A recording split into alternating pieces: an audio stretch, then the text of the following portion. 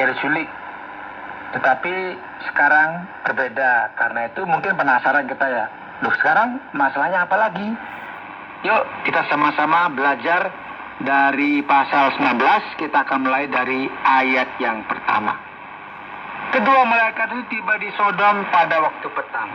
Lot sedang duduk di pintu gerbang Sodom, dan ketika melihat mereka, bangunlah ia menyongsong mereka, lalu sujud dengan mukanya sampai ke tanah, serta berkata, "Tuan-tuan, silakan singgah ke rumah hambamu ini, bermalamlah di sini dan basuhlah kakimu, maka besok pagi tuan-tuan boleh melanjutkan perjalanan."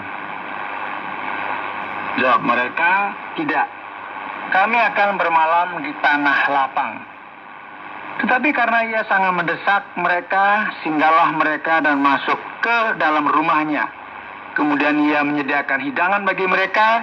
Ia membakar roti yang tidak beragi, lalu mereka makan. Saudara, menyajikan roti tidak beragi mungkin menunjukkan bahwa Lot sudah memahami beberapa hukum Tuhan, bahkan sebelum hukum Musa diturunkan.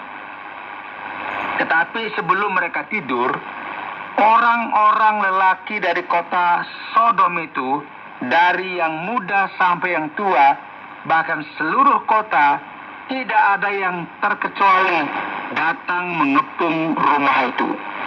Mereka berseru kepada Lot, "Di manakah orang-orang yang datang kepadamu malam ini? Bawalah mereka keluar kepada kami, supaya kami pakai mereka." Dan penggunaan kata pakai mereka menunjukkan bahwa mereka memiliki niat seksual. Niat seksual kepada orang-orang yang datang ke rumah Lot. Bahkan dikatakan bahwa mereka seluruh kota datang mengepung rumahnya. Tidak ada yang terkecuali. Ayat 6, lalu keluarlah Lot menemui mereka ke depan pintu. Tetapi pintu ditutupnya di belakang. Dan ia berkata, "Saudara-saudaraku, janganlah kiranya berbuat jahat. Kamu tahu aku mempunyai 2 orang anak perempuan yang belum pernah dijamah laki-laki. Baiklah, mereka kubawa keluar kepadamu. Perbuatlah kepada mereka seperti yang kamu pandang baik. Hanya jangan kamu apa-apakan orang-orang ini, sebab mereka memang datang untuk berlindung di dalam rumahku." Ya, mungkin lo tahu, sudah menyadari bahwa 2 tamunya adalah malaikat. Tetapi orang-orang Sodom tidak menyadari siapa sebenarnya yang ingin mereka lecehkan. Tetapi mereka berkata, "Enyahlah." Lagi kata mereka, "Orang ini datang ke sini sebagai orang asing, dan dia mau menjadi hakim atas kita. Sekarang kami akan menganiaya engkau lebih daripada kedua orang itu." Lalu mereka mendesak orang itu, yaitu Lot, dengan keras, dan mereka mendekat untuk mendobrak pintu. Tetapi kedua orang itu mengulurkan tangannya, menarik Lot masuk ke dalam rumah, lalu menutup pintu.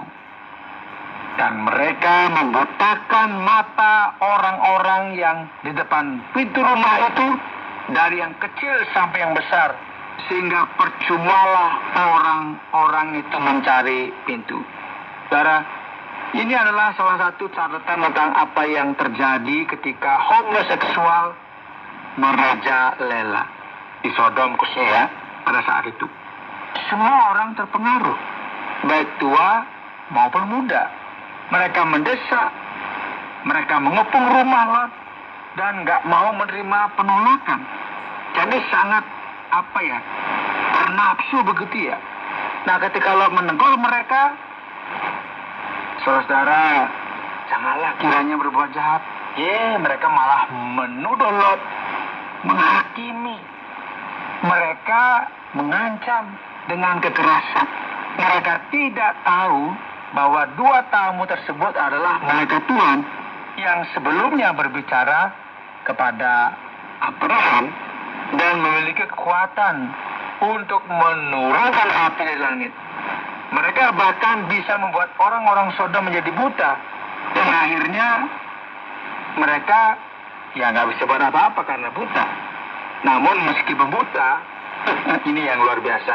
Orang-orang itu terus mencoba memenuhi keinginan mereka yang salah.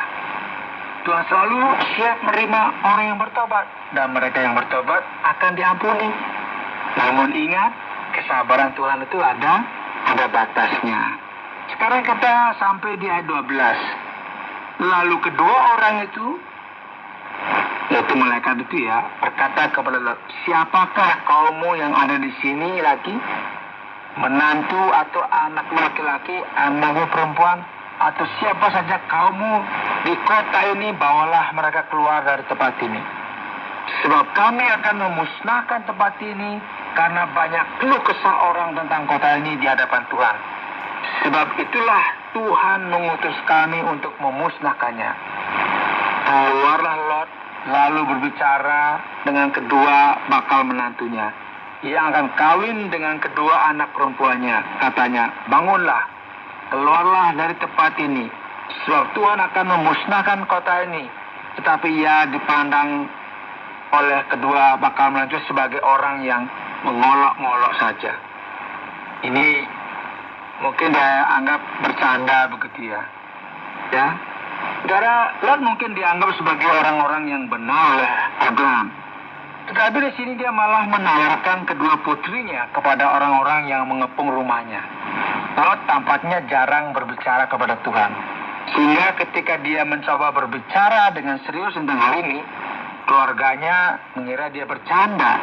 Bahkan ketika malaikat berusaha membantunya untuk menyelamatkan diri, Lot malah mengeraskan hati dan menolak bantuan mereka.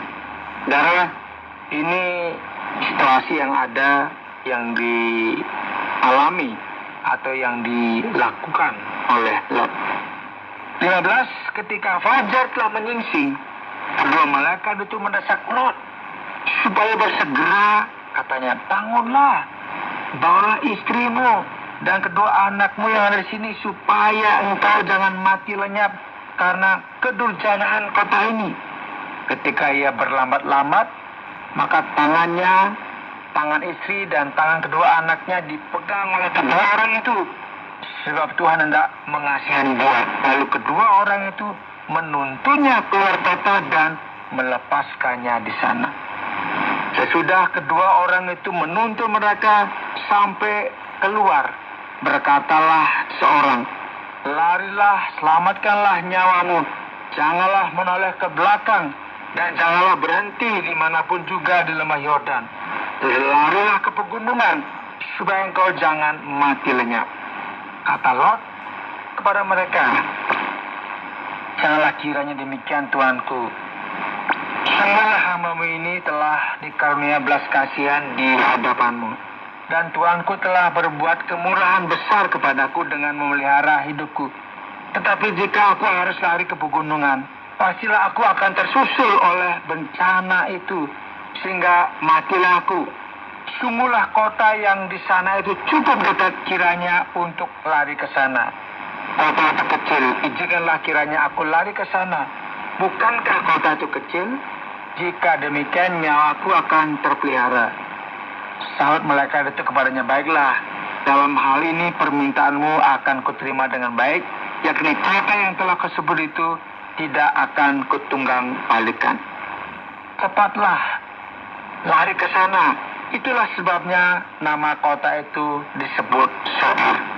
Saudara, Lot berteriak dan melawan ketika dia diseret keluar dari kota yang akan dihancurkan. Mungkin merasa, aduh, ini kalau lari nih rumah saya, harta benda saya, ternak saya semuanya ya hilang. Jadi dia merasa merasa nggak tega, belum siap, belum ikhlas. Ayat 23, matahari telah terbit menyinari bumi ketika Lot tiba di Soar. Kemudian Tuhan menurunkan hujan belerang dan api atas Sodom dan Gomora, berasal dari Tuhan dari langit. Dan ditunggang balikannya lah kota-kota itu dan lembah Yordan dan semua penduduk kota-kota serta tumbuh-tumbuhan di tanah. Tetapi istri Lot yang berjalan mengikutnya menoleh ke belakang lalu menjadi tiang garam. Ketika Abraham pagi-pagi pergi ke tempat ia berdiri di hadapan Tuhan itu dan memandang ke arah Sodom dan Gomora serta ke seluruh tanah lembah Yordan, maka dilihatnyalah asap dari bumi membumbung ke atas sebagai asap dari dapur peleburan. Demikianlah pada waktu Allah memusnahkan kota-kota di lembah Yordan dan menunggang balikan kota-kota kediaman Lot. Maka Allah ingat kepada Abraham, lalu dikeluarkannyalah Lot dari tengah-tengah tempat yang ditunggang balikannya itu. Saudara, lembah yang dulunya subur dan hijau, penuh dengan padang rumput yang luas, sekarang tiba-tiba berubah menjadi padang gurun yang berasap dan penuh bebatuan asin di dekat laut mati. Kita bisa lihat di YouTube, bisa dilihat bagaimana keadaan tempat itu yang tadinya sebenarnya itu tempat yang sangat subur, sekarang hanya menjadi kering, gersang, bahkan menjadi bebatuan. Bisa dilihat di sana, nggak ada yang tumbuh di sana dengan baik, semuanya seperti kering ya.